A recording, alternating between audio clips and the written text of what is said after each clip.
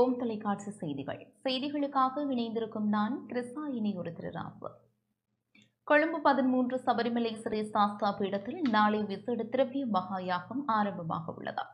கொழும்பு 13 விவேகானந்த மேட்டில் அமைந்துள்ள கமலா மோடி மண்டபத்தில் அகில இலங்கை சபரிமலை ஸ்ரீ சாஸ்தா பீடம் நடாத்தும் மகர ஜோதி பெருவிழாவில் நாளை மகாயாகம் ஆரம்பமாக உள்ளது. விசேட மகாயாகம் தொடர்பாக சர்வதேச இந்து மத குருபீடாதிபதி சபரிமலை குருமுதல்வர் மகாராஜ ராஜகுரு ஸ்ரீ ஐயப்பதாச சாம்பசிவ சிவாச்சாரியார் இவ்வாறு விளக்கம் அளித்தார். தொலைக்காட்சி நேயர்கள் அனைவருக்கும் சர்வதேச இந்து மத குருபீடத்தின் இனிய வணக்கங்களும் நல்லாசிகளும்.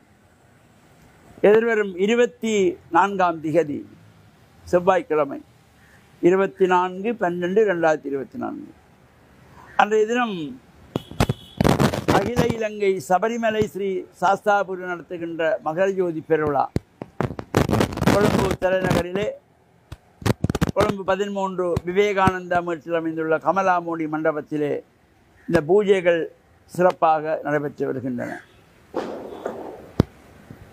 டிசம்பர் மாதம் 24ஆம் தேதி செவ்வாய்க்கிழமை ஆரம்பமாகின்ற இந்த விசேஷ திரவிய ஹோம மகாயாகம் 9 நாட்களுக்கு நடைபெறும். நவதின பரியந்தமாக சுவாமி ஐயப்பனுக்கு பஞ்சமுக அர்ச்சனை நடைபெற்று பஞ்சமுக தீப ஆராதனைகள் நடைபெற்று அதன் பின்பு இந்த மகா யாகம் 9 நாட்களுக்கு இந்த விசேஷ திரவியங்களினாலே பல்வேறு வகையான சமைத்து வகைகள், பச்சை வகைகள், வேர் வகைகள், தானிய வகைகள், மூலிகை வகைகள், பால், தயிர், தேன், நெய் போன்ற திரவியங்களாலே எல்லாம் ஆகுதிகள் செய்யப்பட்டு மகா பூர்ணாகுதி வழங்கப்படுகின்ற பொழுது அனைத்து மாலை அணிந்த சுவாமிகள், அனைத்து அடியார்கள் தங்கள் பெயரிலே இந்த பூர்ணாகுதி தட்டுகள் எடுத்து வந்து இந்த மகா யாகத்திலே ஆகுதி கொடுக்கின்ற சிறப்பு 24ஆம் திகதி முதல் ஜனவரி 1ஆம் திகதி வரையிலே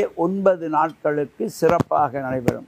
யார் யாருக்கெல்லாம் அந்த பாக்கியங்கள் கிடைக்கிறதோ அவரெல்லாம் வந்து கலந்து தங்கள் பெயர் நட்சத்திரங்களை கூறி அந்த பூர்ணாதி தட்டேந்தி அங்கே அக்னி குண்டத்திலே ஆவாகனம் செய்கின்ற பொழுது அதிலே ஆகுதி செய்து சுவாமி ஐயப்பனுடைய பரிபூர்ணமான துணை பெறுகின்ற வகையில் அமைந்திருக்கின்ற யாக பூஜையில் அனைவரும் கலந்து இறைவனை பெற்று மண்ணில் நல்ல வண்ணம் வாழ வேண்டும் என்று பிரார்த்தித்து ஓம் தொலைக்காட்சி நேயர்கள் அனைவருக்கும் சர்வதேச இந்து மத குருபீடத்தின் சார்பில் நல்ல ஆசிகளை கூறிக்கொள்வதில் மன மகிழ்வு கொள்கிறோம்.